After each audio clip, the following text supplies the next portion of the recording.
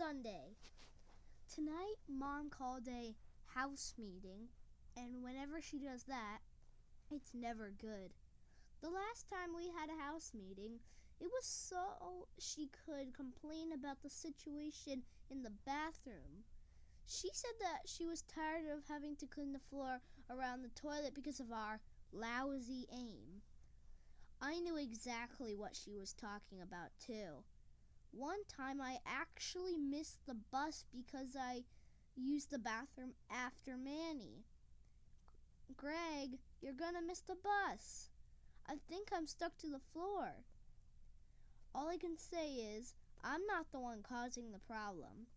When Roderick uses the bathroom, half of the time he doesn't even turn on the light.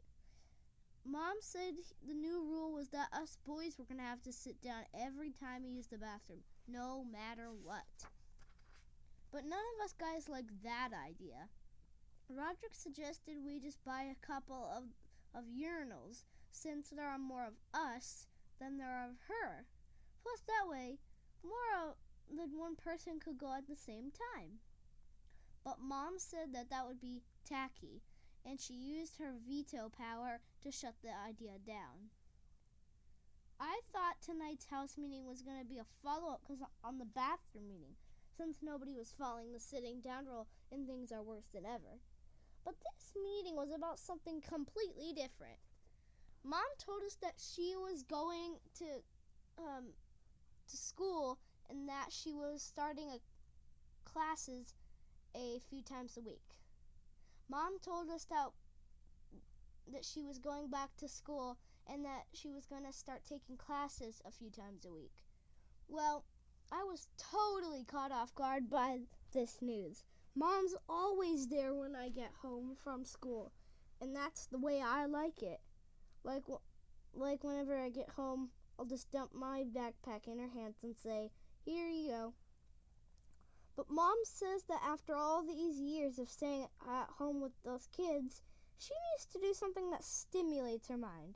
So she said that she's going to take classes for a semester and see how it goes. I guess I can understand why Mom would want to branch out, because if I did the kinds of things she does every day, I'd probably going to bananas too. Like doing Mommy and Me dance class with their children.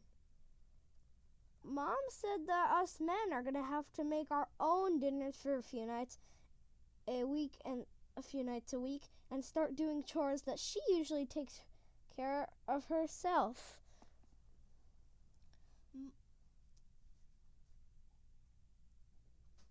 One of those chores is making lunches. And to be honest with you, I'm pretty happy that one is getting turned over to us. Mom writes a note on our lunch bags every day, and I can definitely live at that. I mean, she writes things that say, "Dear Gregory, have a healthy, happy day. Love, Mom. Wednesday." Okay, so the first few nights of Mom have been a disaster. We tried making our dinner on our own on Monday, but none of us knew what we were doing. Manny was in charge of making the iced tea, but it was undrinkable since he started with his hands. Roderick was in charge of cooking the roast beef, but he forgot to take the plastic wrap off before putting it in the oven. And when we got the meat, Dad said, "Why is the meat so shiny?" So we bagged the homemade meal idea and went out to eat. When we left the restaurant, Roderick spit his gum at some moths that were flying around and hit Dad by accident. Dad chased Roderick around the parking lot, but Roderick is actually pretty fast, and Dad couldn't catch up with him. Then Dad tripped over a curb and twisted his ankle. So Roderick had to drive Dad to the emergency room. When the doctor asked how he hurt his ankle, he said he wasn't looking where he was going and stepped on one of Manny's trucks in the driveway. I can kind of understand why Dad didn't want to tell the truth. One time I broke my wrist and I told everyone I broke it in a fist fight. What really happened was that I tried to stand up after my legs fell asleep from sitting on the toilet too long, but I like my version better. So it's only been a few days without Mom, and things are already starting to fall apart. We've got one serious injury so far, and who knows what's in store down the road. Thursday. We brought back leftovers from the spaghetti barn, and that's what we had for dinner tonight. Dad had to stay late for work, so he called Roderick and told him to warm up everyone's spaghetti in the microwave. Roderick gave me my plate first, and when he did, he said, "Careful, it's very hot." I blew on my spaghetti for a while to cool it down, but what I didn't know was that Roderick never actually heated my spaghetti in the microwave. He just pretended to. So when I bit into a meatball, it was ice cold. After that experience, I doubt I'll ever be able to eat leftovers again. And the bag lunch thing isn't working out either. This week, Roderick was in charge of making lunches, and he wrote a note on my bag, just like Mom does. The note said, "Dear Greg, make sure to change your diaper after lunch. Love, Mommy." I didn't bother eating the sandwich since I've never seen Roderick wash his hands even once. My chore for the week is laundry, and I can't wait until my shift is over. For the record, I think it should be illegal for a boy to have to fold his mother's underwear. Friday. One of the big changes with Mom going to school is that now Dad's in charge of helping me with my homework. No offense to Dad, but Mom is way better at homework help than he is. When Mom helps me do my homework, she basically gives me all the answers, and I'm in and out in 10 minutes. Mom says, the capital of Russia rhymes with Moscow. Moscow? Moscow. It's a whole different story with Dad. He wants me to teach me how to do the homework, and that's a lot more time consuming.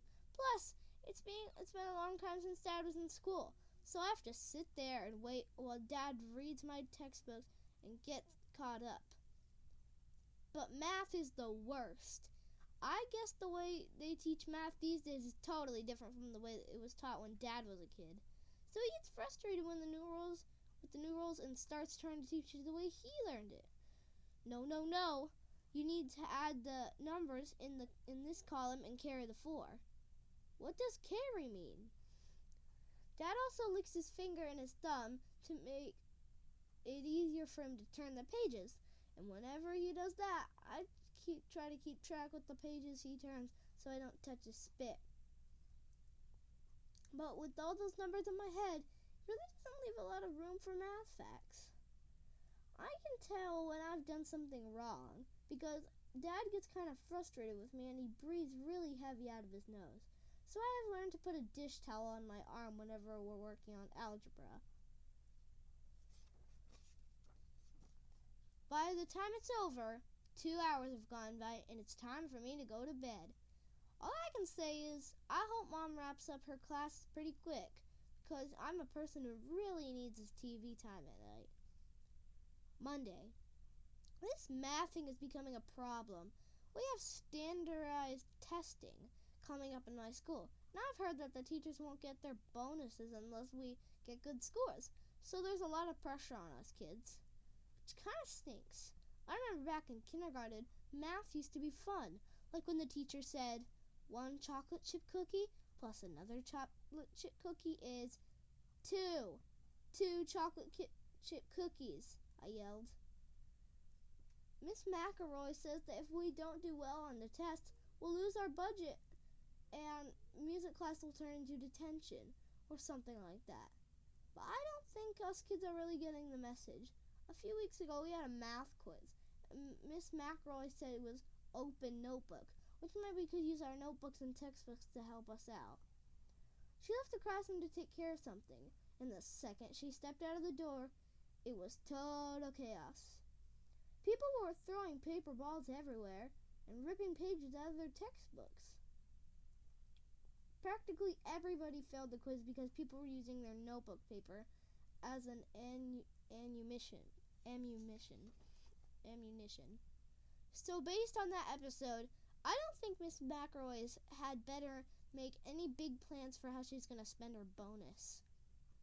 October, Tuesday.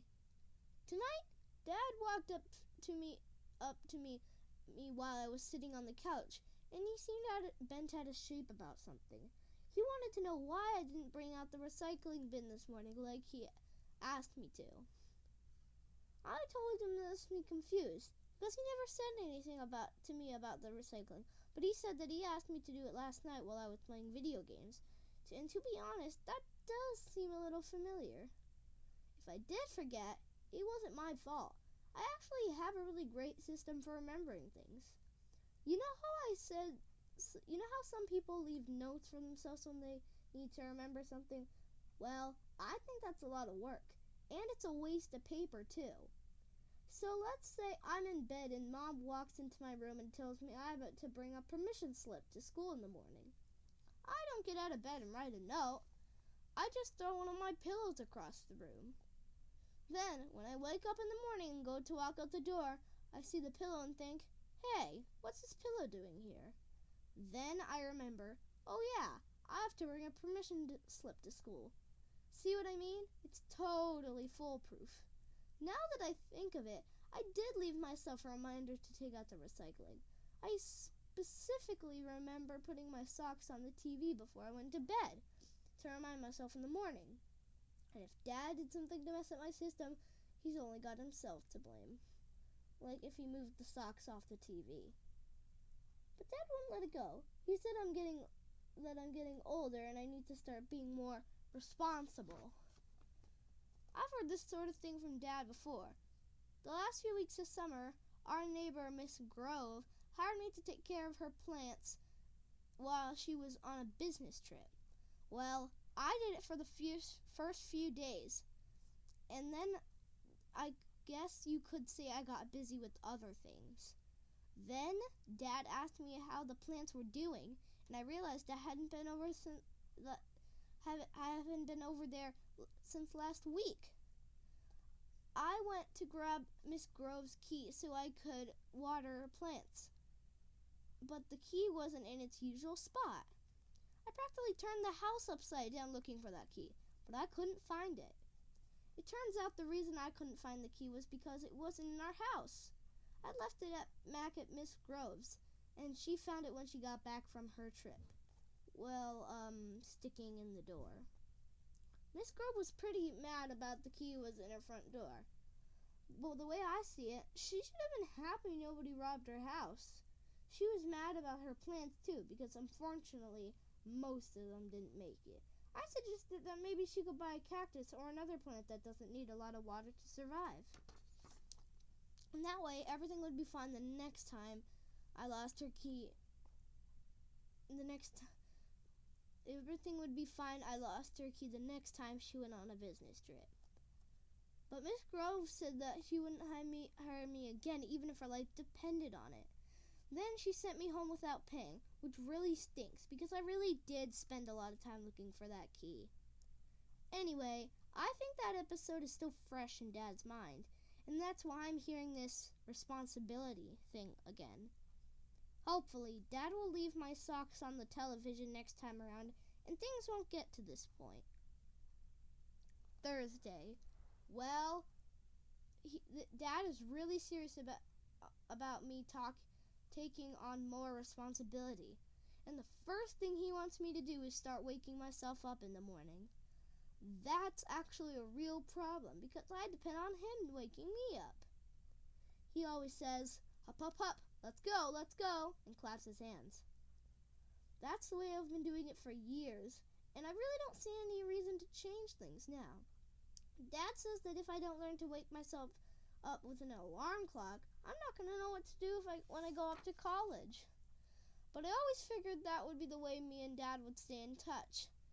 About 3 o'clock in the morning, he would call me, and I'd say, "Hello?" And he'd say, "Hup, hup, hup, let's go." Yesterday was the first day I tried to wake myself up. It didn't work out so well. My alarm clock went off and all, but the sound just worked its way into my dream. My alarm clock went meep, meep, meep. But in my dream, a little bunny was saying meep, meep, meep. And I said, cut it out. And today didn't go any better. I set my alarm to radio and turned it to a classical music station because I didn't want to hear that annoying beep first thing in the morning. But the music didn't wake me up either. I was dancing around on grass in a ballerina suit. The problem is, without an actual human being waking me up, my brain is always going to find some excuse to keep sleeping. But I think I might have figured out a solution to this alarm clock situation. I found one of those old-style wind-up clocks in the storage room today, and those clocks make a huge racket when they go off. I tested it out to see if it still works, and sure enough it did. When I tested it out, it went ring. I don't think anyone could sleep through a noise like that. The only problem was that the clock didn't have a snooze bar, so I'm worried that I'll shut it off and fall back asleep. So tonight I hid the clock under my bed. This way, when the alarm goes off, I'll have to get up and find the clock, and then I'll be up for the day. Friday. It turns out that the new alarm clock caused some new problems. With that wind-up clock ticking under my bed, I felt like I was sleeping on top of a bomb that was about to go off. So the stress kept me up awake half the night. The whole night, all I heard was tick, tick, tick, tick. I sleepwalked through my day at school, which was fine until we had an assembly. We were lined up to go in the auditorium, and I was leaning against the wall. But I must have fallen asleep for half a second, because my hand slipped and I accidentally set off the fire alarm. The whole school had to evacuate, and 3 minutes later there were a bunch of fire trucks out front. After they found out there was no fire, they let everyone back in the school. The principal got on the loudspeaker and said that whoever set off the alarm was going to be suspended and they would have to turn themselves in. I don't know much, but what I do know is that you shouldn't announce what the punishment is going to be before you ask people to turn themselves in. So I decided it would be smart to keep quiet and let this all blow over. But after the third period, a rumor started going around the school that the fire alarm squirts out invisible liquid when you pull the handle, and that the teachers have some sort of special X-ray wand they could use to see the liquid on somebody's hand. So it was only a matter of time before they found the culprit. Everyone started wondering if it was the teachers who started the rumor and was just a trick to see which kid would go out in the bathroom first to wash his hands. So that got everyone really paranoid.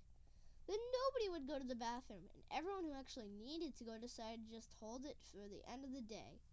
Everyone was sweating and going tap, tap, tap, tap, tap. The principal eventually had to shut down the school early because nobody was washing their hands, and we're right in the middle of flu season. Mom and Dad was off at the library. Mom was off at the library studying, so I had to call Dad at work and ask him to come pick me up from school early, and he didn't seem too happy about it. But if he didn't make me wake myself up, none of this would have ever happened. Wednesday. They're starting a new unit in our health class called The Facts of Life, and apparently it covers all the stuff they've been dancing around for the past couple of months. They sent permission slips home, and if you don't get yours signed, you're not allowed to even be in the classroom for the rest of the semester. I really don't like this permission slip thing. Mom only lets me watch G-rated movies, so I know there's no way she'll let me be in the class. So to get around that problem, I typed up a fake note and taped it on the top of the actual permission slip. The note I taped on said, I gave my child permission to do extra homework. And on the real paper it said, that I left, said, signature of parent/guardian. Luckily, Mom didn't look at the paper too closely, and I got the signature I needed. Now that was an easy decision. I'm actually glad they're doing this Facts of Life unit because I have a lot of questions about this stuff, and I don't have a reliable way of getting the answers. Just about everything I know in this department comes from Albert Sandy, and I'm starting to wonder if he's feeding me bad information. Like last week, he told everyone at the lunch table that it's medically impossible for a girl to fart. Well, I know that's not true because the time Mom hugged Aunt Dorothy on Christmas Eve, Aunt Dorothy went, "Toot?" Anyway, today was the first day of the Facts of Life unit, and sure enough, Nurse Powell sent the kids whose parents wouldn't sign their permission slips down to the library to be special helpers for the day. The rest of us were pretty excited because we couldn't wait to hear all the juicy stuff Nurse Powell had to tell us. But it didn't go the way I expected it at all. Nurse Powell put up some charts on the easel and started talking about zygotes and chromosomes, a whole bunch of other scientific nonsense. I kept waiting for her to tell us that this was all a big joke and just get to the good stuff, but it never happened. So I'm guessing the school is just trying to confuse us and make us lose interest. Anyway, if the school is trying to confuse us, they're doing a pretty good job. At lunch, we tried to explain what we learned in the Facts of Life unit to the kids who didn't get their permission slip signed, and we couldn't agree on a single thing. Saturday. Another thing Dad's in charge of now that Mom's back in school is taking us kids to our dentist appointments. Most kids don't like going to the dentist, but I actually look forward to it. I've been going to the same dentist ever since I was 2 years old, and they are totally my type of operation. The sign on the freeway is called Tender Hugs, Pedrick Dental Care. We cater to cowards. Tall Pine Shopping Mall. But the main reason I like going to the dentist is because I am totally in love with the hygienist who works there, Rachel. Rachel always lectures me about brushing and flossing and all that. But she's so cute, it's hard to take her seriously. Your gums are in very bad shape. You're going to need to floss every day from now on. Okay, hee hee. Mom's always getting after me about flossing. 2. She says that if I don't take better care of my teeth, I'm going to end up with dentures before I go to college. I've been thinking about that, and maybe false teeth isn't such a bad thing. If I had dentures, I could have someone else take care of my teeth, and I could spend extra time doing something I actually enjoy. The only problem with that being in love with your hygienist is that you only get to see her every 6 months when you get your teeth cleaned. So I have to make the most of every visit. The last time I had an appointment, I looked Rachel in the eye the whole time she cleaned my teeth, so I could see I was definitely interested. This morning, I actually went out and bought some cologne to make an extra good impression on her. So when Dad told me to get in the car, I was ready. But Dad drove right past my dentist office and got on the highway. I told him that he had missed a turn and that Tender Hugs Dental Care was back the other way. But Dad said I'm too old to keep going to a kid's dentist. So starting today, he was switching me over to his dentist, Dr. Kagan. I got a chill up my spine when he said that name. I've seen Dr. Kagan's billboards on the highway, and I get the impression that he has a totally different approach than Tender Hugs. His signs say, Dr. Salzer Kagan, Oral Surgery and General Dentistry, Root Canals, Abscess Drainage, Bone Grafting, because bad oral health is nothing to smile about. I tried to get Dad to change his mind, but he said that he already did the paperwork to switch me over and said there was no turning back. I thought about making a run for it, but Dad must have known what I was thinking because he locked the car doors. Dr. Kagan's office was even scarier than I pictured it. He didn't even have any coloring books or toys or the kinds of stuff they have in the Tender Hugs waiting room. All there were a bunch of signs that said things like, "You'd hope you better flossed," or "Gum disease, it's probably too late." And another one that says "Open wide" with a guy that is missing a tooth. And a sign that has an X through a soda can. Dr. Kagan was waiting for me in his office, and all his sharp metal instruments and drills were right out in the open for me to see when I walked in. So I could tell this guy wasn't fooling around. After I sat down in the chair, Dr. Kagan started grilling me about my eating and drinking habits. He actually got mad when I told him I drank soda, and he went inside a room and brought out a jar filled with brown liquid that had a rotten tooth in it. He told me that this is what happened to a real tooth when it was left in a jar of soda for 24 hours. I told Dr. Kagan I would make sure to never leave my teeth in a jar of soda overnight. I'm pretty sure he thought I was being sarcastic, but I was just trying to show him I was paying attention. Then he cleaned my teeth. I started to panic because if there's one person you don't want to be mad at you, it's the guy who's got metal tools poking around in your mouth. At one point, Dr. Kagan started doing x-rays, and he puts a piece of plastic between my teeth and told me to bite down. Then he took an x-ray and got the next piece of plastic ready. After 2 or 3 x-rays, I started to get the hang of it. And so I went to Dr. Kagan, and when Dr. Kagan did my molars, I bit down on the plastic before he even told me to. At least I thought it was the plastic. It turns out it was actually Dr. Kagan's finger. Well, if he was mad before, there was nothing compared to this. Dr. Kagan told me he had to go out of the waiting room while he worked on my diagnosis. I was pretty sure he was going to come back and tell Dad I needed a root canal or something so that he can get even with me. But Dr. King actually did something even worse. He told Dad I needed to take major corrective measures for my overbite, and he gave Dad this pamphlet. "Your child needs headgear."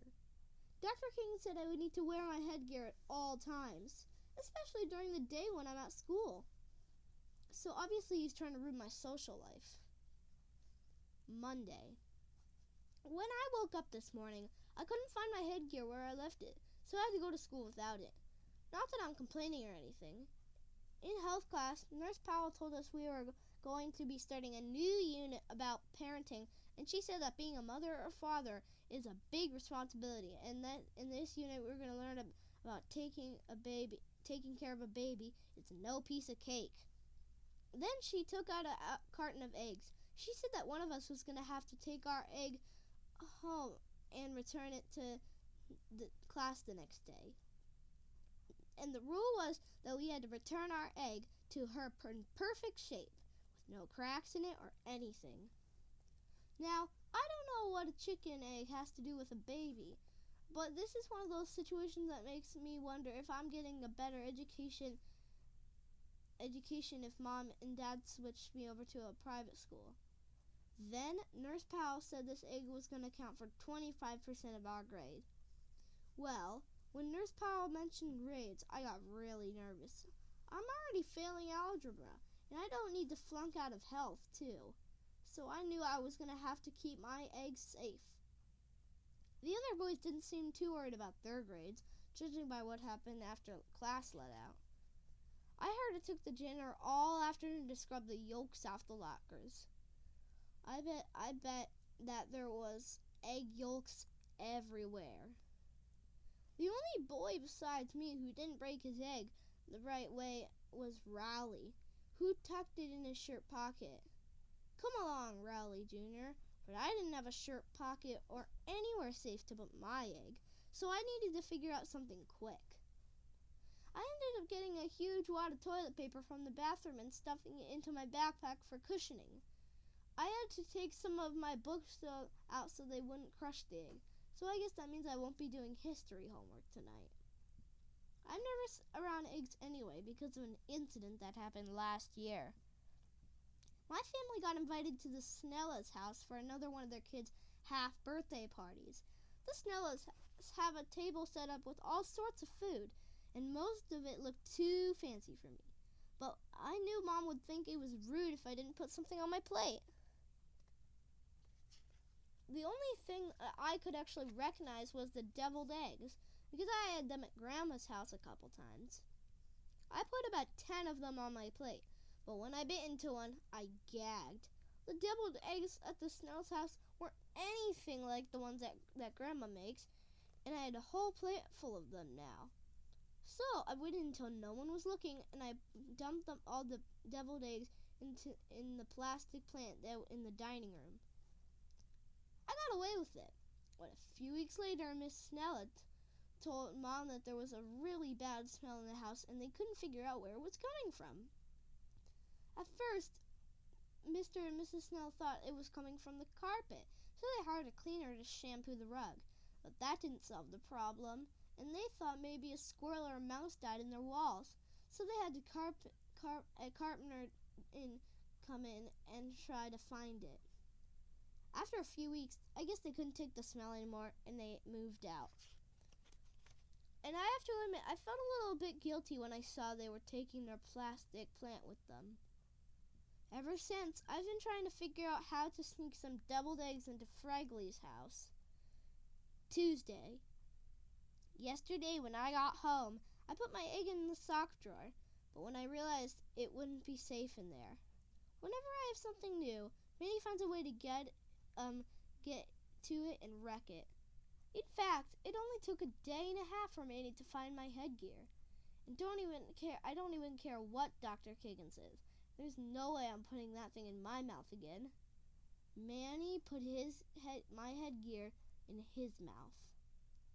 I thought about hiding the egg at the top of my closet, but that wouldn't stop Manny. I hid some comic books up there once, but that boy can climb like a monkey. He ripped my comic books to shreds.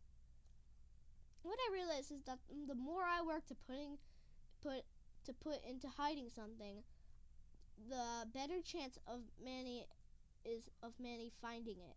So I decided to hide my egg in an obvious spot where he would never think to look. I put it in the refrigerator on the second shelf.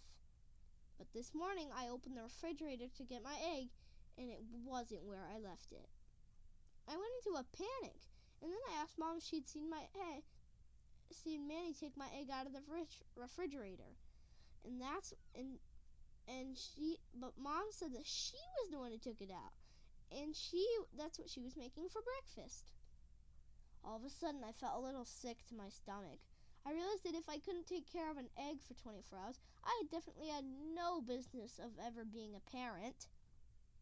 When I got to school, I noticed that all the girls in my health class have gotten their eggs to school safely.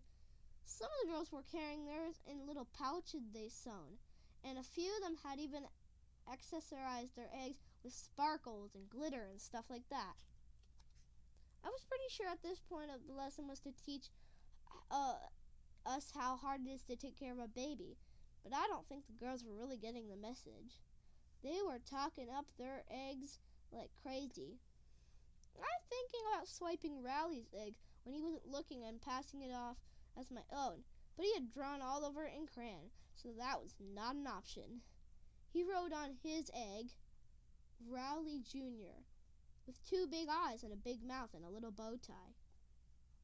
When Nurse Powell came to my desk, I pulled out the plastic baggie that I had a scrambled egg in it, but she didn't seem too impressed. Can I at least get partial credit? So I guess that means I'm probably going to be in summer school to repeat health class. Nurse Powell congratulated everyone who kept their eggs in perfect condition overnight. Then she collected all the eggs and threw them in the trash. Well, that sent Rowley and the girls into hysterics. All I can say is, this whole episode's got me seriously concerned about the next generation of parents in our country.